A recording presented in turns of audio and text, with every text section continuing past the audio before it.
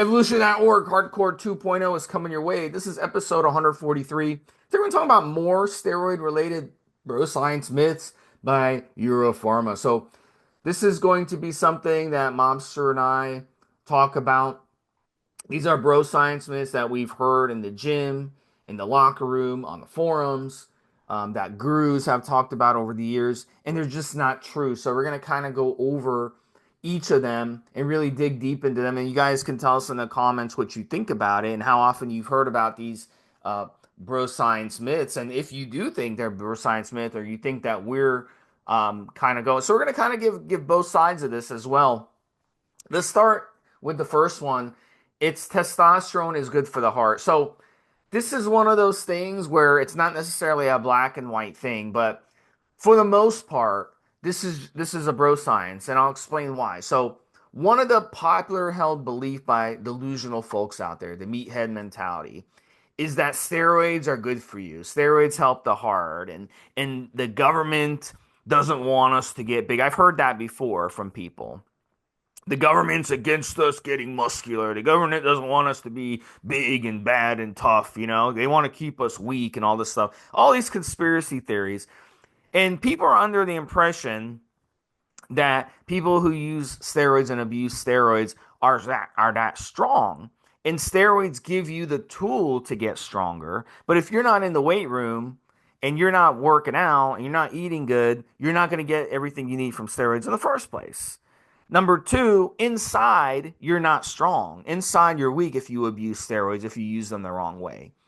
And look, this podcast is being sponsored by Euro Pharma. We could easily come out and tell you, hey, just go and buy a bunch of steroids and run tons of steroids. Hey, it's good for you. Steroids, steroids, steroids. You've got the flu, take steroids. You got a broken ankle, take steroids. You want to gain a lot of mass, take steroids. We could come out and tell you that, but we don't, because we want you to use them responsibly. So, just like anything in life, and steroids are extremely powerful examples of this. They're extremely powerful hormones, and they have to be respected. And a lot of people, you've had steroid gurus over the years who have said this, who are on TRT for life. You've had anti-aging clinics or fake online gurus talk about how, oh my God, testosterone is good for your heart, blah, blah, blah, blah. Is it really? Because here's the truth. We've got guys on the forum who are on TRT who post up their blood work, and their cholesterol levels are off. Their good cholesterol is low. Their bad cholesterol is high. Their total testosterone is high. Their red blood cell count is elevated. Is that really good for your heart? No, it's putting pressure on your heart. It's putting strain on your heart. So there's a right way to do things and a wrong way. If you're running TRT or running a cycle and you're running an excessive amount of testosterone, more than what your body actually would should be at. And really, our bodies only produce somewhere between 80 to 100, maybe 110 milligrams a week of testosterone, if we're going to make it in real world terms. But people are running TRT at 150, 200, 250. I've run testosterone at 125 milligrams a week. And I went to my doctor and I got my blood work done, and my hematocrit was elevated. So that means that my blood is thickening up and my blood vessels are under a lot of pressure. That could open me up for issues like blood clots and later on in life, a heart attack, a stroke. So even 125 milligrams that I'm doing, and I'm in really, really, really good shape compared to 99% of people out there, is causing, my heart to get strained. So that should tell you all you need to know about this. That at the end of the day, you cycle steroids or you are on TRT for life and you're running a little too much, even 10, 15 milligrams more than you should, it's not good for your heart. And so we got to get away from this belief system. And here's the thing, if you take anybody over 50 or over 55 for sure in America, and you take them to a cardiologist for a test, for testing done to see what's going on in those arteries, you'll see with steroid users, I guarantee you 90% or more of steroid users are going to have issues. on that department. And the cardiologist is going to be like, wow, this is really intense. Even if everything is perfect with your diet, with your sleep, with your stress levels, everything's gonna be perfect. Now, people who don't use steroids are gonna be the same way in America because of the poor lifestyle and the stress and the bad foods and all these refined oils that we put in our body that go straight into your arteries and form fatty deposits. So we gotta realize that when people are telling us, "Oh yeah, go ahead, run TRT, it's good for your heart. Testosterone's good for your heart." You gotta realize a lot of times either A, they're ignorant and they're just spouting bro science, or B, they have a financial interest in getting you on TRT, or for example, they're working at anti-aging clinics and they get a commission of getting your monthly a bill in, and that's how the clinic makes money. So you have to basically realize that is bro science, that testosterone is not actually good for your heart.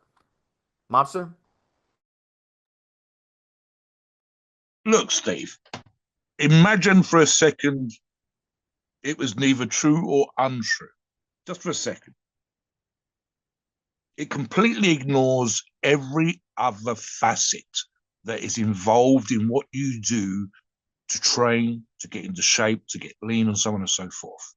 Okay, it ignores that you might be doing cardio. It ignores pre-existing medical conditions, genetics, your family history. It ignores your diet. You might well be eating the best, the cleanest, the best blue zone, whatever the fuck it is, Steve, diet known to mankind. You might be getting 20,000 steps per day, and so on. And here's quite often what happens, right? It's a little bit of the old, what we used to call Chinese whispers, where one example might be used to prove the point. And it might well be my mate said that his mate said that he's got a mate who took steroids and ended up with heart problems. Or the opposite. My mate said that his mate said he's taken steroids for years and he's got no issues. Okay, show me the blood work. Show me his medical data.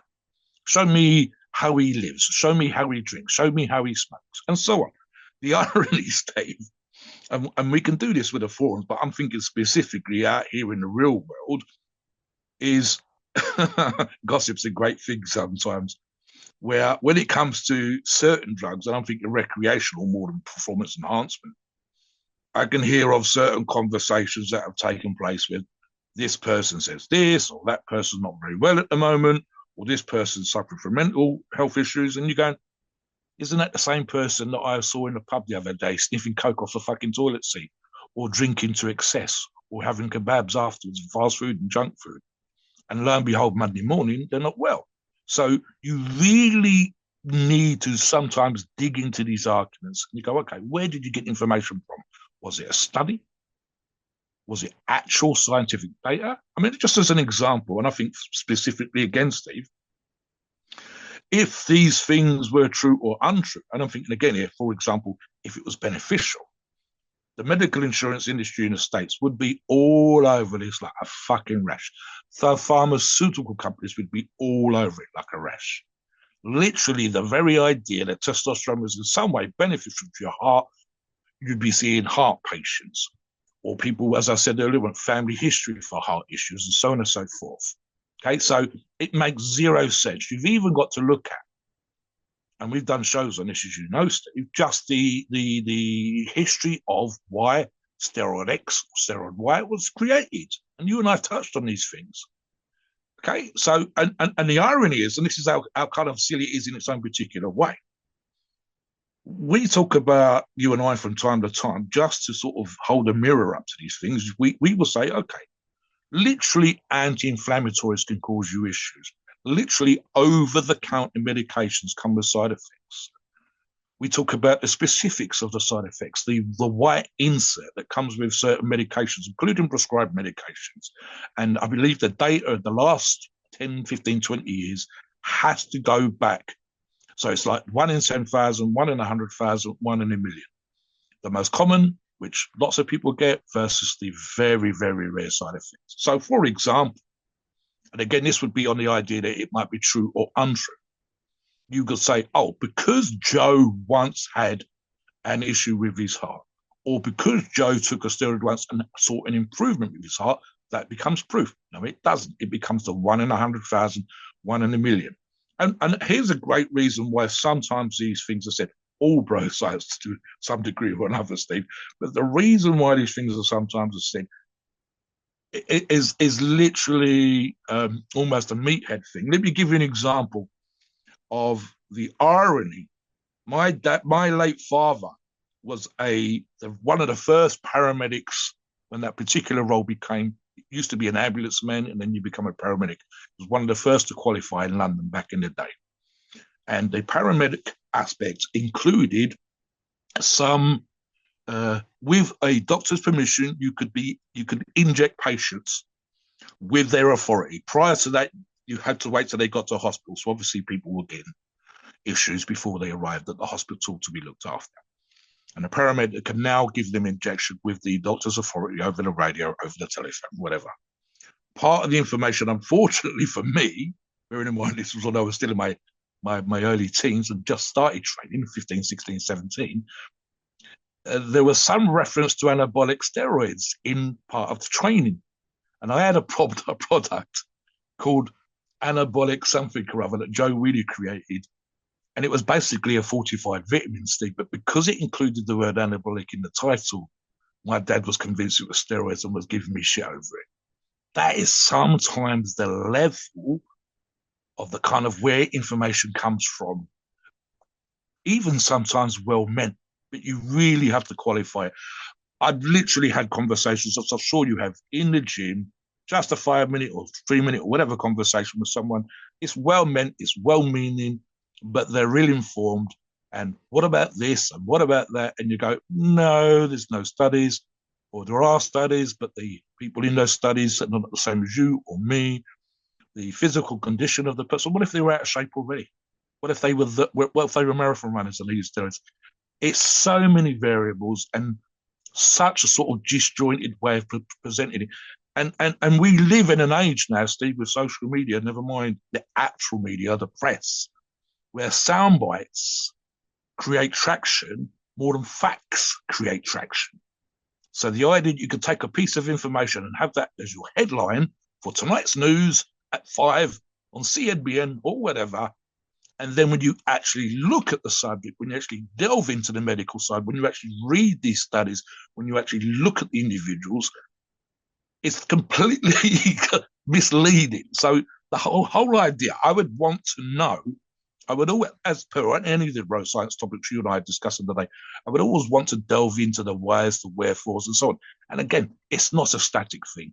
What we do, you and I, with these shows and our demographic, our target audience, is made up of thousands of individuals of all sizes, shapes, health conditions, and so on and so forth.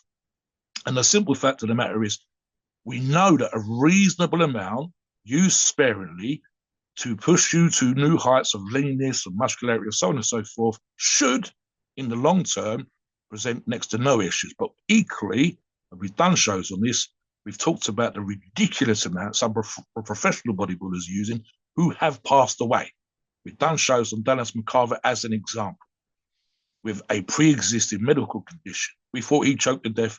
It was a heart condition that existed in his family, but the amount of steroids he was on could not have helped, and so on and so forth. So even dose-dependent, Steve, if we were talking about 100 milligrams a week, and then we read about Dallas and others on 3, 4, 5 grams a week, we know this. We know it's out there. We know that they are literally rolling the dice. But that's just one aspect. The heart is literally just one aspect.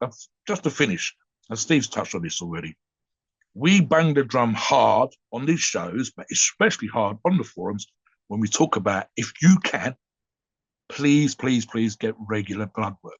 If you self-TRT, especially so, because the clinics will typically regularly 2, 3, 4 times a year do blood work. They'll charge you for it. But ultimately, if they're proper clinics and have any kind of sort of responsibility, they will modify your dosages. They will give you, they're not just upselling and cross-selling, because that is a huge problem, but they're also supposed to be looking at your bloods, And again, this ties in with your insurance, guys. So make sure that the treatment you're getting is not harming you, and that's actually kind of part of their responsibility. So, yeah, what do you think on that, Steve, as we move on?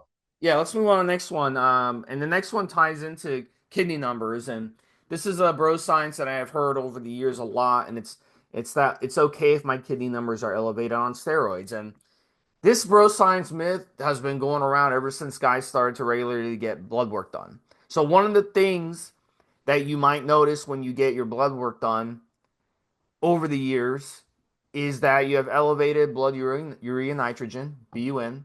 You have elevated creatinine. You have other kidney markers that are elevated. And you're saying, well, it's been this way for 20 years. I mean, ever since I started lifting weights, these numbers have been elevated. And it's because, look, it's a combination of excess muscles in the body. It's a combination of steroid abuse over the years. And it's also from too much protein in our diets. And look, at the bottom line is it normal for human beings to consume 250, 300 grams or more of protein a day? No, it's not. Our ancestors never consumed that much protein. My goodness. I mean, they were lucky to get that much protein in a week or even a month. If there was a famine, they were lucky to get that in 6 months. Not on a regular basis, not day in day out, Steve. No, With a feast and famine, but not for all the time, every day. around the world today, half the world lives on about $1 a day in food. So they're definitely not getting that much, anything close to that much protein. So look, you're putting excessive protein in your body. You've got excessive muscle on your frame. I don't care if it's excessive fat or muscle. It's still excessive mass on your frame, and that's putting a lot of pressure on your kidneys. Your kidneys have to filter all day in and day out. They have to filter minute to minute. If they stop filtering, then you'll be dead within a couple days.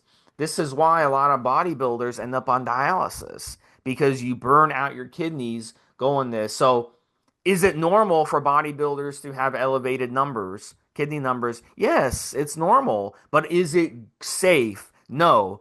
So that's where the bro science comes. I think that people don't deny that they have elevated kidney numbers. I think that the bro science is they think, well, that's normal for a bodybuilder. I've been like this for years. I don't see a big deal. I hold a lot of muscle on my frame. And I've held a lot of muscle on my frame ever since I started lifting weights. I've always, packed on muscle, especially as I got into my early 20s. And then as I got in my late 20s, I really took it to the next level because then I started using steroids on top of it. So I started really packing on a lot of muscle on my frame. And still to this day, I have a lot of muscle on my frame, even though I don't abuse steroids the way I did in my 30s. I still use them. I cycle them on and off, usually a couple cycles a year. And I also work out and I do a lot of, I do Pilates and I do yoga and I do a lot of endurance training and stuff like that. So I'm constantly breaking down muscle and repairing muscle. So my kidney numbers might be elevated here and there throughout the year as well, especially when I'm on cycle. So what ends up happening over time is you'll see these bodybuilders who've abused steroids, they end up needing dialysis. And what dialysis is very common. And a lot of people out there, I just want to be clear, who never used steroids in their life have to do dialysis. And basically, if you do a search of dialysis centers near you, you'll see there's a lot of places to do dialysis in America. I bet you there's way more places in America to do dialysis than there is in Britain, probably 5 or 10 times as many because of our American lifestyle. And steroids will make the situation worse. But I also know people who've never touched steroids before who have to do dialysis. So the bottom line is, at the end of the day, it's something that can happen with or without steroids. But when you use steroids, it's going to make it happen quicker. So you may need kidney dialysis at 70 or 80 or 90 years old if you live that long. But if you use steroids, it might take 2 years, 5 years, 10 years, 15 years less time for you to need that dialysis because if you don't get that dialysis done, you'll basically be dead within a few days or a week and a half. Your body won't be able to filter. There was this bodybuilder, famous bodybuilder, I think he was from the 90s when he was peaking. He was definitely a guy who's been to some Olympias. He was one of the top bodybuilders in the world. He ended up needing dialysis. And I can't remember his name right now. Maybe you do, Mobster. But he ended up passing away over the last year.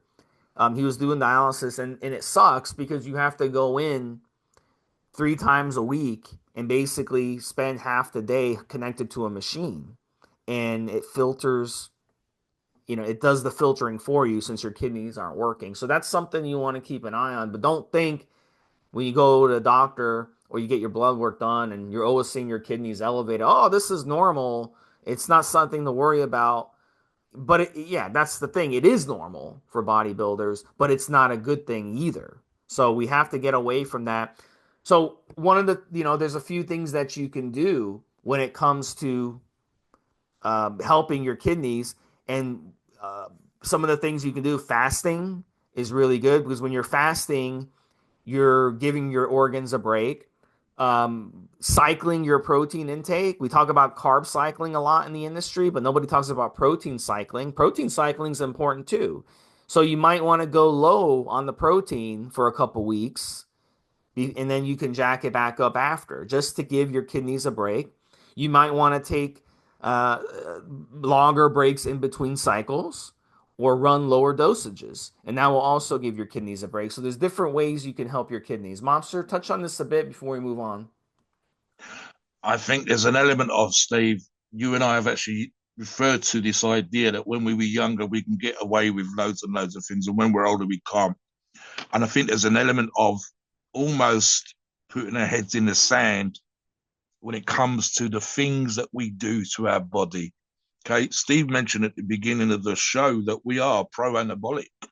We do talk about steroid cycles, but what we also talk about is quite simply the idea that we are taking steroid levels, or testosterone specifically, Steve, which is higher than what our body is used to. Guys that drink, guys, I mean, listeners that drink, listeners that smoke, listeners that occasionally partay. And when we say party, we really mean using recreational fucking drugs. Okay. You can get away with certain things briefly, used infrequently, and so on and so forth. But the reality of the situation is you are limit. You have that one motherfucking body that you're using to listen to this show right now. And none of us are bulletproof or invincible or Superman or whatever.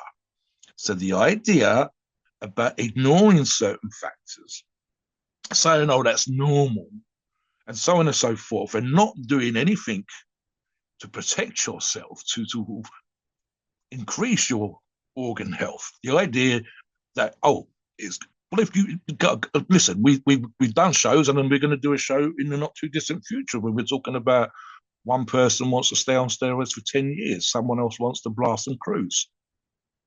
Okay, it's your body, you can do what you like, but there will be consequences, and consequences include increased kidney numbers. So, what are you doing, guys? Are you hydrating? Is your diet perfect? Are you using organ protectors? Are you constantly on? Should you come off? Should you cycle your protein?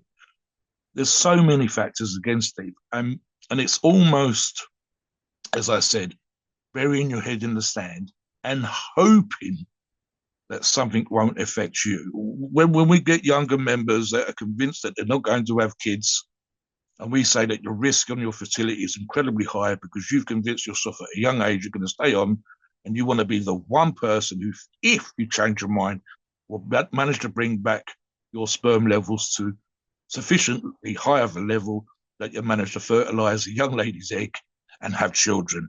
But you probably won't be because of all the other people that have gone before you that have fucked up. So the idea, for example, that you should ignore kidney numbers, or it's fine, or it will return. It's none of those things are guaranteed. Now, we know, just as an example, Steve, people that go on cycle that have never needed an AI, and then all of a sudden they do. Well, I didn't need it before. Yes, but now you do. Oh, I never had kidney issues before, but yes, now you do. Okay? None of us want to be in a position of pissing blood down the toilet. None of us, I don't want a single listener to have to go on dialysis because of advice Steve and I gave, or because of information that we passed and that was bro science. So we absolutely talk about these things. It's not sexy. It doesn't get traction. It's not out there putting our names in the frame and getting us tens of thousands of hits because we said something fucking outrageous just to get you to listen to this show. So we talk about these things all the time. And the idea that you can't talk about them, you shouldn't talk about them, that somehow you'll bounce back if you're no, no, no, no, no, no. You are not. You might be unique as an individual out there with your name and your shape, with your height, your whatever, your hair color, your eye color, but you are not arguably at the casino wanting to be the only person in the casino who's going to walk out of that place with all the money that the casino owns when it comes to your health. Why do we gamble in a perverse way, Steve, with our health more than sometimes we do anything else? It doesn't make any sense to me. So, guys, you need to keep an eye on these things. You need to be doing something, even if you are that one in a million that might be able to get away with it. How do you know? So you need to pay attention to these things. You need to know what's going on. Let's talk about the next one, Steve. So let me jump in now. And we're going to talk about this in a different way, but Steve's actually given me a very good idea. And it's the idea, it used to come around for years. I think it's less common now, Steve, than it used to be. And the idea was that cardio was bad for you when you were using anabolic steroids. And we're not even talking about heart health here, Steve, because we've just discussed that, but arguably that's part of it, of course. But the idea was that it would impact on your gains if you did cardio, or worse, if you did too much cardio, whatever that happens to be. And here's the reason why it's bro science, right? Number one, which just touched upon already, is the heart health. We've literally just talked about organ health when it comes to your kidney numbers.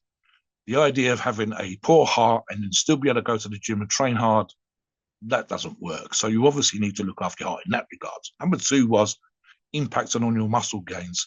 If you did cardio or too much cardio, and I'm not entirely sure what was meant by that, because no one's out there running marathons or doing 4 hours on the treadmill or the stair climb or something like that. And even the few that do are willing to lose muscle to get into shape. But for the most part, what we're talking about is training so hard on cardio that you actually lost muscle in the gym. So that's kind of silly. You should still be ticking over. And the last one, Steve, on this particular one is, and top professional bodybuilders are actually a good example of this. Even though they have amazing fucking genetics for getting into shape, they still do cardio to get into shape. And something that people seem to forget is that this level of physical activity, it doesn't have to be incredibly high, intense cardio type stuff. It doesn't have to be HITT or whatever, or HIIT. It needs to be sufficient sometimes to stimulate your appetite. Sufficient enough that if you are trying to gain, a moderate amount of cardio is actually good for you. Arguably, Steve, organ health specifically, but in this particular case, heart and lungs, indirectly, for example, improves your gut health. So the idea that you shouldn't do cardio, almost sort of put it off to one side, is kind of silly. I'll tell you perhaps where I think it came from. I'll bring Steve back into this. So Steve and I have talked about the body types, and I've got some of the really old 50s and 60s and earlier than that, Steve, books with the original writers, the old Leidemans, the Sandow, etc. type books, all the way back. And the body types that Steve and I have talked about on shows is ectomorph, endomorph, mesomorph. And ecto is your skinny. So this is what we're going to focus on. The problem with some ectomorph, or the body type that was considered to be, soma type in fact, it's considered to be ectomorph, is sometimes they are too active. And if you look at the physically, if you had the three subjects, the three individual soma types sitting there, the twitchy motherfucker, the one that's getting up and down, the one that's moving stuff around, arguably with that nervous energy, can sometimes be the ectomorph. So the thing was, if you could slow that motherfucker down, if you could get him to sit still for 5 minutes, if you could get him to calm the fuck down, and of course get him to eat, he would gain weight. The problem was sometimes he was eating the same amount of food, say, for example, as a muscular person, the mesomorph, but because his activity levels were so high, he wasn't gaining. And if you slowed him down, if you relaxed him, if you got him to chill out more, if you gave him things to take his mind off of stuff, and you slowed him down a little bit, he gained. So therefore, that became, if he does cardio, he's going to lose even more weight, and he wants to get bigger and more muscular, Steve. So it comes from that kind of thing. But the reality of the situation is, as Steve talked about at the beginning of the show, and we echo many of these sentiments here in the United Kingdom in terms of obesity and so on and so forth. I watch a great deal of videos, Stephen, on Instagram and social media, Facebook, YouTube, and so on and so forth. And it seems to me it's almost becoming rare to see what we used to consider to be a normal body shape. Pretty much every person you see on these videos, certainly the American ones, and to a far greater degree than before, the British and European ones, are fat motherfuckers. That is the least of their problems. They need to do more cardio, not less. So, what do you think about the idea of doing cardio being bad for you while you're doing anabolic, Steve? I think part of the bro science is when you're watching these YouTube videos of bodybuilders, do you ever see them doing cardio? Very rarely. They might show like a little 5 second clip of them doing cardio or something. Nobody wants to see guys on treadmill running on a Jay treadmill. Cutler's jaywalking is the only one where you're literally seeing getting his daily steps in and doing something to camera. No one else. Yep, and they'll show like a little clip of it. It won't even be like you're not going to see the whole hour of them on the treadmill or on the stair climber. So I think that's part of it. And people think they're like, oh yeah, I don't see them doing it on the videos. That must mean they don't do it. It's the same thing when you go to the football game and you sit down. The game starts at 1 o'clock. You sit down 5 minutes before it starts, and you see the players run out on the field and the crowd's cheering, excited, and then they play the game. And then you know what I'm saying? And you see them play the game. You don't see during the week and in the off season and in the training camp and the preseason how much running they're doing, how much cardio they're doing, how much stretching they're doing, how much warm-ups they're doing, how much mobility work they're doing, the massages they get in the off season, all the surgeries they have to get in the off season, all this shit that goes on. You don't see that because nobody wants to see that. Do you want to sit there? Would you go pay money, Mobster, to sit for 3 hours watching guys doing cardio on the field? No, you want to watch God, them. no. You know, No. you know how much cardio soccer players do, and or hockey players do, or any sport, tennis players. Them soccer players, Steve, I believe I've seen the occasional clip where they are playing drills and playing games and practicing stuff 4 to 6 hours of a day with 2 hours for recovery from massage and so on and so forth. So that's 8 hours a fucking day for a match twice a week, Yeah, but Wednesdays and would you pay Saturdays, money to go 90 minutes. watch them run around the Oh, field God, no. Not like an unless I was going to hour? buy them for a team or No. something. No. So people are under the impression they don't understand what goes on outside of what they're seeing. So I think that's a big part of the reason. But I think it's what you touched on too. I think the ectomorphs in the 80s, there was a lot of ectomorphs in the 70s and the 80s. And I think these guys were closeted. They were in the closet. They just like seeing dudes, muscular dudes in bikinis on stage, which is fine. But they were in the closet and they had an image to portray in their own lives. So they kind of hid it their closet, and a lot of these guys, they end up being homophobics later in life because they really hate themselves. It's not that, you know what I'm saying? So what happens is they're like, well, I'm skinny. If I do cardio, I'll just keep getting skinny. That's going to mess up my muscle gains. That's going to mess up my cycle. I won't gain as much muscle. I won't gain as much strength. No, it has nothing, no effect on it. Power lifters, when I was a powerlifting competitor, I did a shit ton of cardio. Shit ton of cardio. One of the things that was interesting about powerlifting that people don't understand is you have to make a weight class. So to make that weight class, you have to be as lean as possible so you can get in that weight class below you. Unless you're in an open competition, you're a heavyweight division, then you can weigh as much as you want. That's fine. But you want to get as lean as possible. So this it doesn't matter if you're powerlifting, if you're bodybuilding, whatever. Steroids, no steroids, cardio is important. And we talked about on the last segment about heart health, about kidney health. You need to maintain your organs and be strong. But these skinny guys, it's true, they have these skinny genetics and they're scared of cardio. Like, oh my God, if I do cardio, I'm gonna get so skinny, blah, blah, blah. They don't understand that cardio doesn't burn muscle. It doesn't burn muscle. You would have to be literally down to like starvation, 2.5% body fat or less, before your body will even think about utilizing muscle for for energy. So I think they confuse water retention with you know Muscle loss. That's another thing too. So there's a lot of bro science behind it. We could do a whole episode. We can do a whole series on that. Yeah. I mean, Okay, look, go this on. is this is super important, and this is just family history stuff here, Steve. Right?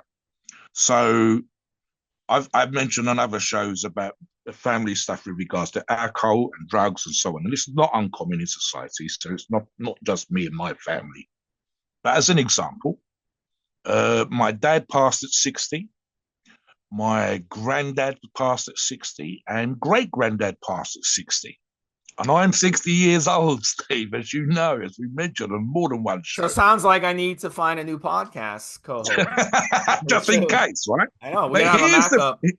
here's the thing, right? And I'm well over 300 pounds, so I'm an abnormality in that case. I don't have an excess of protein, but I certainly eat sufficient to keep me this size and this strength.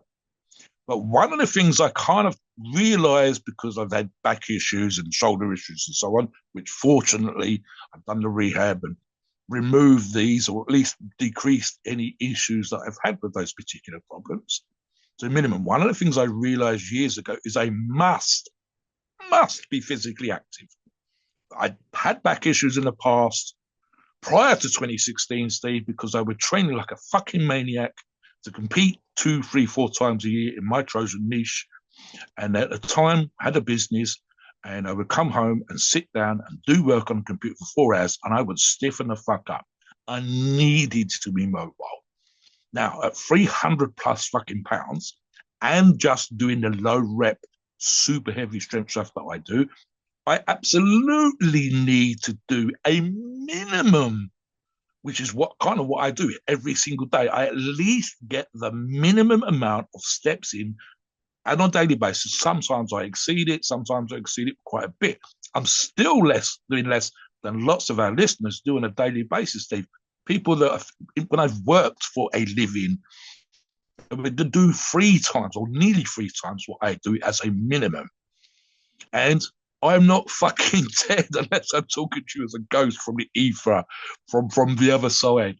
And I'm quite happy the idea that I could continue to do epic shit, that I can stay, and I'm still risking it with 300 plus pounds, and keep doing this stuff and keep doing these shows, joking, as we say, not needing a new host just yet, and so on and so forth, because I've started to, and certainly since I've arrived in Southwest, and certainly when COVID made me go out and fucking look at stuff locally and get my steps locally rather than jump in the car with the missus and drive off to somewhere picturesque. Literally every single day. I know, for example, Steve, that I could do more conditioning work. I know that I could be walking faster than I walk when I'm getting my steps in. I know that I could be climbing up more mountains and more hills. And I know that when I do those things, I feel the effects. So I'm well aware of the benefits. But more than that, if only just based on my family history, Steve, don't do alcohol or very little, never smoked, never done recreational drugs. I'm probably the only person in my family that's literally trained for 45 fucking years. And certainly in the last 15 or 20 years, become aware of the need to be out there physically walking around and getting your steps in. And half an eye on heart health, half an eye on lung health, and wanting to stay the fuck alive You beyond have 60 to and build a so on. strong your heart has to your heart is a muscle too. So Of course. weightlifters for some reason think that, oh yeah, I need to go to Yeah, the there's this gym. idea, Steve, of power, but where's the engine? There's only two fucking things that are really in the moment giving you any kind of energy whatsoever. And I mean literally in the moment. That's your heart and lungs. Because you Heart can do can't your body. see your heart. A lot of No. weightlifters are like, well, I could see my biceps, I could see Yeah. my chest. I want to look, I want to be visually looking good. I can't see my heart, so why should I care about my heart? But I what don't we're want to squat and die, Steve. I don't want to leg press and die. I don't want to bench press and fucking die. I don't want to the old joke about putting more weights on the bar. So here's the thing: if I can walk to the gym and be healthy, if I can get through a workout and be healthy, if I can live a long, successful life and be healthy, and squat 1,000 and bench hundreds of pounds, that's great. But what we do in the gym is momentary. What we do for muscle is for ego. What we need to do is have kind of some responsibility for ourselves in the moment of doing these other particular things and realizing that we're actually investing in our strength and our muscle and our physique, not just now, but in the future, and not just for ourselves, but our family, our friends, and so on and so forth. And it sounds a little bit preachy because it is, but guys, it's super, super, super important. On to the next one, Steve. Yeah, so let's talk about steroids don't decrease insulin sensitivity. And this is one of those that people have a hard time understanding. They don't want to accept it. I've seen some of these guys who are, pretty big, in the industry. They're professional bodybuilders, and they don't understand this either. I think maybe it's one of those things where you have to look under the hood of the car to really understand it because they don't want to kind of really think. They rather just stick steroids in their ass, go lift heavy weights and be done. But they don't want to actually think about what the steroids are actually doing in their body.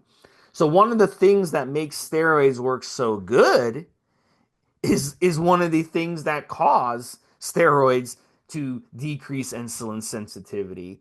So what they do, what anabolic steroids do, and this is dependent on how much you're using, of course. If you're just using a sensible TRT dose, which is anywhere from 80 to 100 milligrams a week, this effect will not happen. But once you start jacking up the dose, which we do when we run steroid cycles, is anabolic steroids will stop the glucose from being absorbed by muscle and fat in the body.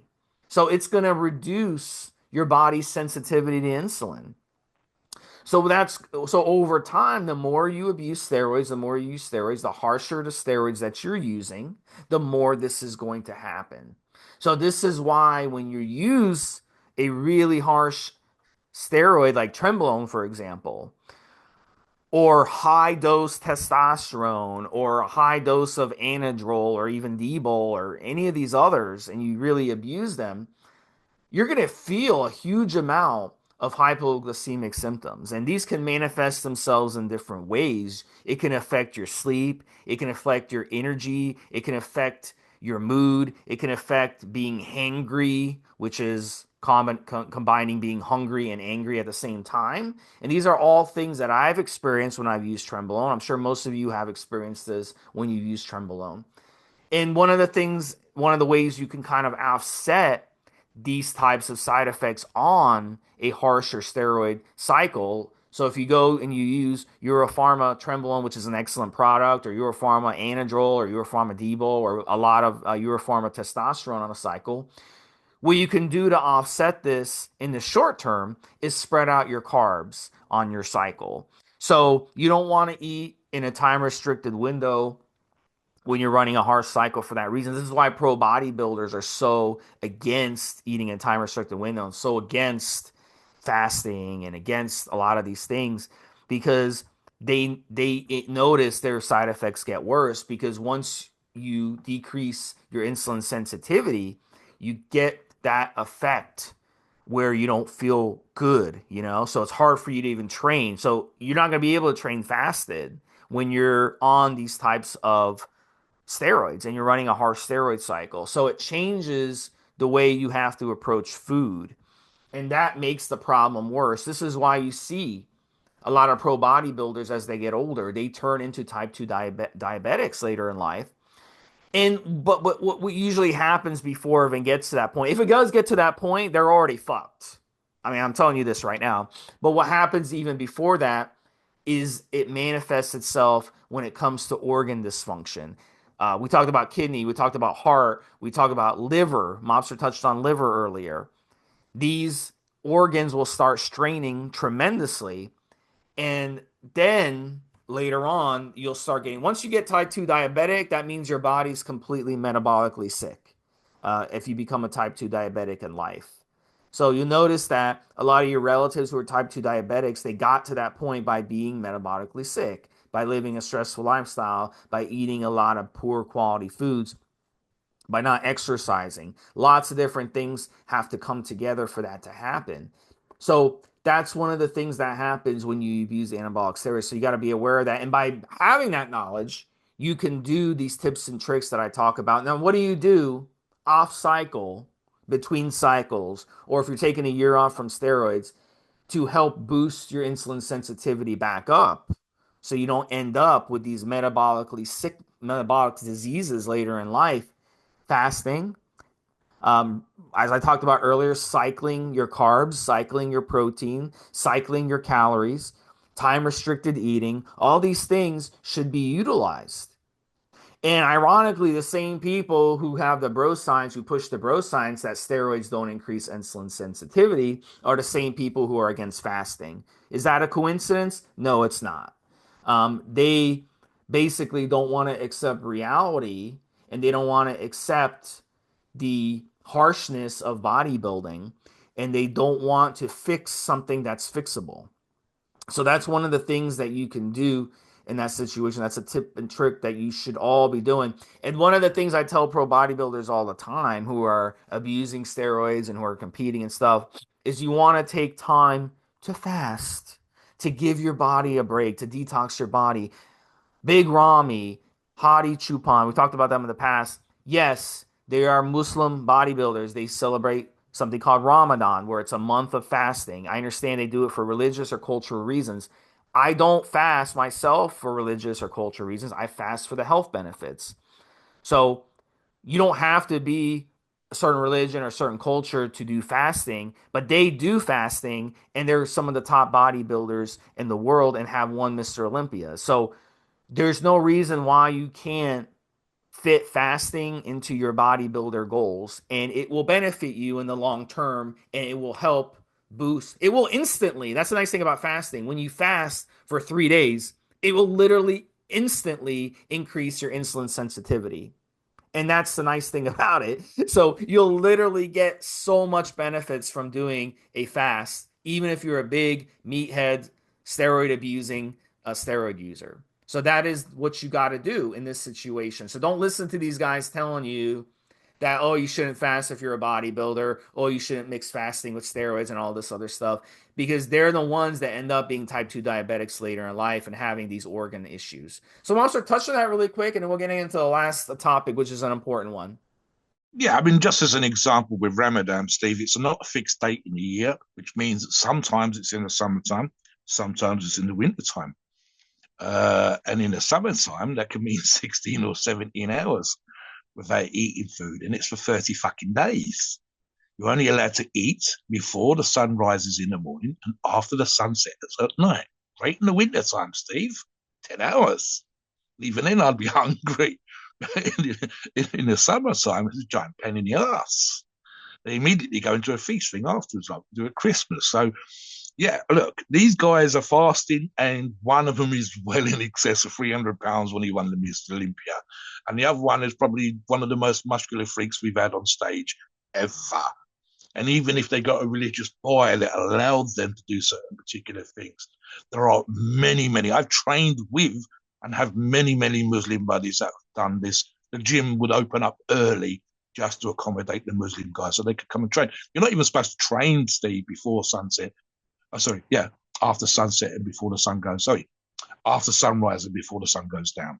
As part of Ramadan, you're meant to be making certain sacrifices, and as obviously that includes fasting. So, and proportionately, what we're looking at here, Steve, 1,000 million people, very, very high percentage, just as a minimum, 100 Yeah, million and people that and work just out. just That's what a just so people minimum. understand, they're not water fasting, they're actually dry fasting. So dry fasting is doubly effective. So if they're dry fasting, as Yeah, Mobster said, for 17 hours during the day, that's really, really like just based on that the is tough. percentages. Yeah. Yeah, just based Water on the percentage fasting of the. isn't hard. Drinking water throughout the day and not eating No, food, no, that's not exactly, hard. But Steve. dry fasting, no water and no food, that is hard, especially if you're mixing training with it. And Just as a they do it. percentage, Yeah. it'd be 100 million people that train, work out, etc., etc., etc. I'm just basing that on typical numbers, and these same people are able to do exactly what we talked about, not just as a religious thing in terms of making a sacrifice, not just as a way of putting out into society benefits in terms of the things that they give out to other people, the poor people, and so on and so forth, while they're making the sacrifice, but also, as Steve said, still holding on to muscle, still being muscular, still being lean, still being athletic, and so on and so forth. And it's a massive percentage of the human population. Huge. So the idea that you can't do these things is kind of crazy. What's the next one, Steve? So the last one we're going to talk about is your topic. DMP spares muscle over fat. So let me touch on it really quick. Yeah, DMP is called 2, comma 4 dash dinitrophenol, and it's a compound used in explosive pesticides and herbicides. Sounds like something we definitely want to down, right? Go into your garage and grab a gallon of pesticide and drink it. So look, it's not a steroid, but it is a compound usually run with steroids and fat loss cycles. I've used it a couple times. I wish I hadn't used it. I was asked years ago to write some articles on DMP. I'm the type of person, if I'm going to write about something, I want to use it, just like a reporter, who has to go in a war zone and risk their lives to report the war. Sometimes you have to do things to benefit others, and that's one of the things, the sacrifices I made. One of the things that I noticed, Mobster, over the years is the people that are pushing DMP, they're the ones selling it. And they'll push it as being safe and don't worry, the media, the government is overblowing it and it's not that dangerous. Bullshit. If it's used in explosive pesticides and herbicides, it's fucking dangerous. So I used this stuff many years ago. And like I said, I definitely regret using it. It doesn't even work that good for fat loss. It just makes you feel like shit all the time. Um, and one of the selling points as well, Mobster, and I'll let you touch on it, is that you can run it and spare muscle while burning fat at the same time. Even if that was true, who gives a shit? It's such a fucking miserable drug. Not that it does that, but it's such a fucking miserable drug. And we've seen people literally cook themselves from inside and end up dying. And there's really nothing that they can do for you, because you'll go to the hospital and you're literally cooking from the inside, and they'll pack you with ice. They'll try to get your that's it, temperature Steve. down. That's all they can do. They But can it has hydrate you and they can cool you down. That's it. the bad news is it has such a long half-life that by the time it's out of your system, you're basically cooked on the inside. And we've seen people with permanent damage to their bodies, including their eyesight, from this stuff. So please don't use this shit. It's not worth it. It's just not, there's so much better ways to lose fat. We just talked about fasting as Yeah. a health benefit. Go fast for a week. That has health benefits. Don't fucking take something like DMP for fat loss. But I'll let you take over this one, Lobster. What else you got to say? There's so many facets to this particular one, Steve. But let's just do the muscle, this muscle sparing versus not muscle sparing. Okay. So a brief history of DMP includes the whole Nobel, Alfred Nobel, creator or inventor, or whatever you want to call it, of TNT, dynamite, whatever the fuck it is, Steve. And especially during I think I'm going to say first or second World War. And so the men are away at the front. So the women are in the factory. And the women are, in this particular aspect, because of TNT and because that's where DMP comes from, it is part of that particular chemical process. The women are stirring the product.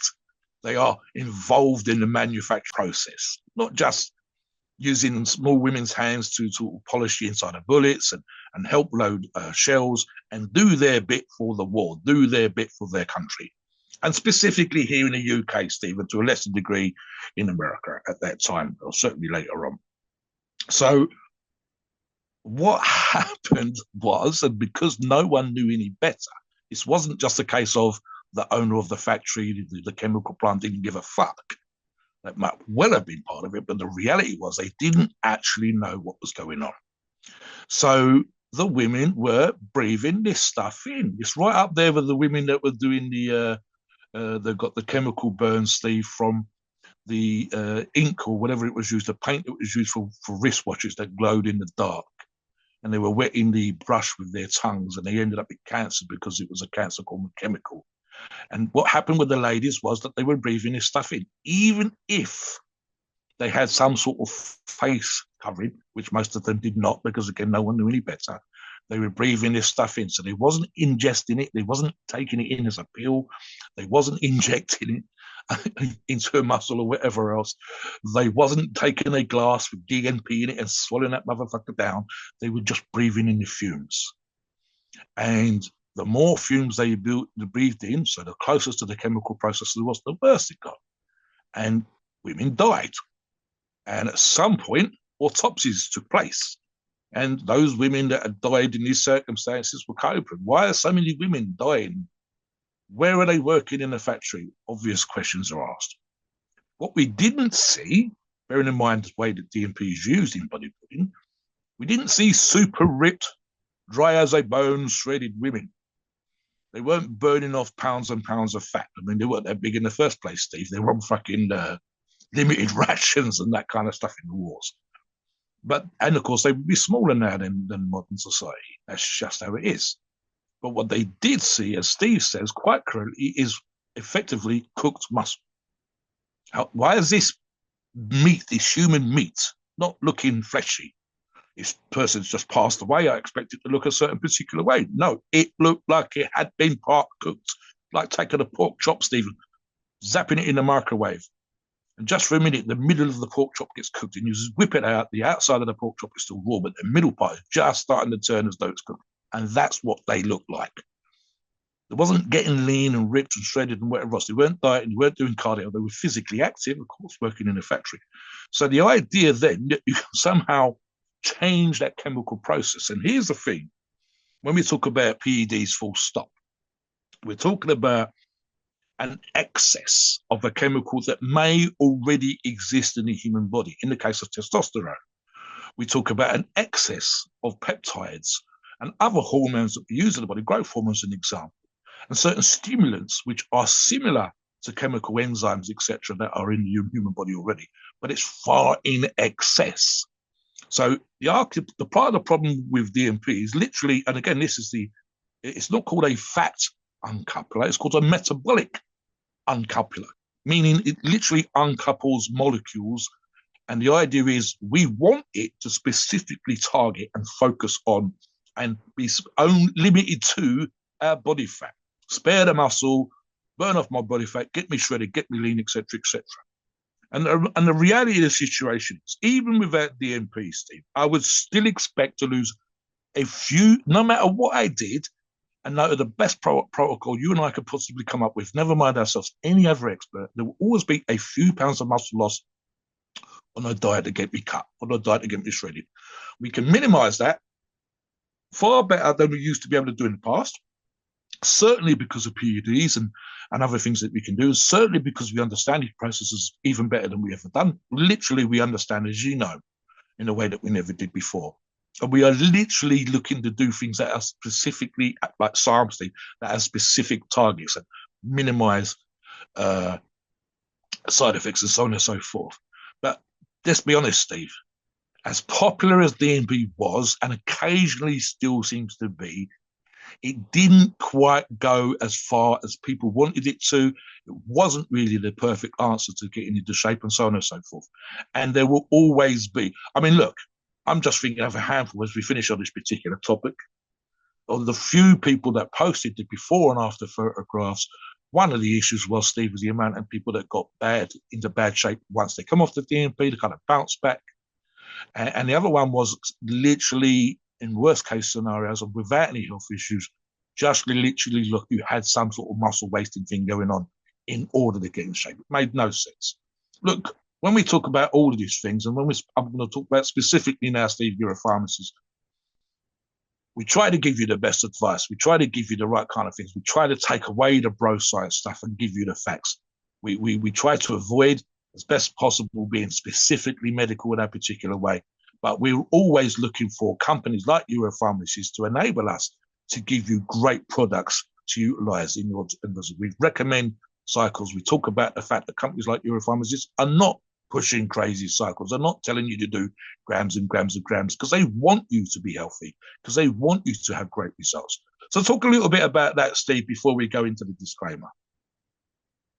There's a reason why professional bodybuilders use Euro Pharmacies, and it's because when you buy something from Euro Pharmacies, you not only get fast shipping, you have excellent customer service, but you're getting what you ordered, and the prices are outstanding in the process. And that's very, very important. So you can order anything you want. You can order anabolic steroids, any of these anabolic steroids we talked about on this podcast. You can order on cycle ancillaries, which are going to help control side effects on the cycle and help all your organs work better. Can you imagine running testosterone or dianabol without running an anti-estrogen aromatase inhibitor like aromasin or Arimidex? Your heart would get so strained from the water retention, you'd blow it up like crazy, and you end up with extremely big issues with blood pressure and heart strain. So it's important to run the proper ancillaries on cycle. Guess what? Your pharmacies have it. Your pharmacies have PCT products. They have weight loss drugs that are much safer than what we talked about on this podcast that people are using, like with DMP. They have lots of different options on cycle, off cycle, so that you can run your steroids properly. So it's very, Steve, very important. I'm just thinking, Steve, that back in the days, just to finish the show, guys, the history of PED use and why Euro Pharmacies is such a great source. We have literally, just in a recent show, Steve talks about the Muscle Media 2000 guys would write articles on traveling across the border to the pharmacy in Mexico and the raids on labs and how disgusting some of those labs were. And literally the product deviation, variation, price differentiation, etc., etc., etc. They saw from one pharmacy to another. If they went further inland, further into Mexico, the prices got better, but the quality did not, and so on and so forth. And I think sometimes people forget we have never had it so good. Never had it so good.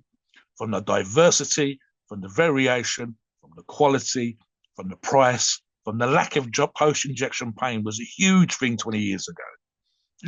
I can't use this brand. It stings like a motherfucker. I've had to switch to another product. Companies using piss poor oils and so on and so forth. You go onto Euro Pharmacies and you can see test results. You go onto there and you can see products that have been prepared for you, blends that you never had. They literally constantly develop all the time. I'm just talking about something they're just about to reopen the shop in terms of putting products back out there because they've been restocking and so on and so forth. And there's a new product being added to the line while they've been restocking, Steve. That kind of product development, the quality, the pricing, guys, 5 years ago, 10 years ago, never mind 15, 20 years ago, 25 years ago for Muscle Media 2000.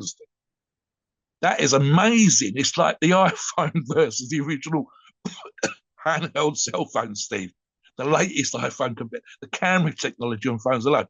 When you're able to do that with PEDs, when you're able to have constant product development, when you look at what used to be available versus now, and companies like Euro Pharmacies that are constantly upgrading, looking to improve, adding new products, and it literally the one-stop shop for all the kind of PEDs that you could possibly use, including, as Steve says, some great ancillaries, whether it's 10 mil vials or 15 mil vials, whether it's ED drugs, whether it's anything that any sensible person could use based on the shows that Steve and I put together to put together a great cycle to get great results. You've put in the work, you put in the nutrition. Euro Pharmacies has got you covered on that basis, Steve. So absolutely, we recommend them and we want you to go and check them out, guys. Let us know what you think. Have you got any bro science things that you think we should discuss? If we touched on a couple of subjects you want us to expand on, let us know in the comments. Come onto the forums. Read some of the bro science things that even some of our members occasionally post up that we have to sort of correct them on. Just on the thought processes. Because random people come to you in the gym and come up with this crazy shit. I still get that stuff, Steve. Where'd you get that from? So yeah, we're always looking for that kind of thing. Please note, we are not doctors and opinions ours. It's our view and based on our experience of views on the topic. A podcast of informational purposes and entertainment only. The freedom of speech and the First Amendment applies.